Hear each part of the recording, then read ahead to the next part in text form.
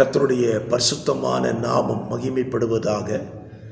ஆசீர்வாதமான ஒரு நல்ல கால வேளையில் ஒரு நிமிட தேவ செய்திக்கு உங்களை அன்புடன் வரவேற்றுக் கொள்கிறேன். பரலோக ராஜ்யம் யாருக்கு சொந்தமாகும்? இதைத்தான் நாம் ஒவ்வொரு நாளும் தியானித்து வருகிறோம்.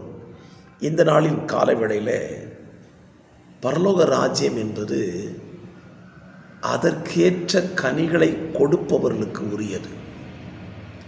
பரலோக ராஜ்யத்துக்கேற்ற கனிகளை நாம் கொடுத்தால் பரலோக ராஜ்யம் நமக்கு சொந்தமாகும். இதைத்தான் ஆண்டவர் மத்தேயு 21 கடைசி பாகங்களிலே சொல்லுகிறார். ஆகவே கர்த்தரை சேவிக்கிற நீங்கள் அவருக்கேற்ற கனிகளை கொடுப்பீர்களானால் பரலோக ராஜ்யம் உங்களுக்கு சொந்தமாகும். கர்த்தர் இந்த வார்த்தைகளினாலே கனிகளை கொடுக்கிறவர்களாய் உங்களை மாற்றுவாராக. God bless you.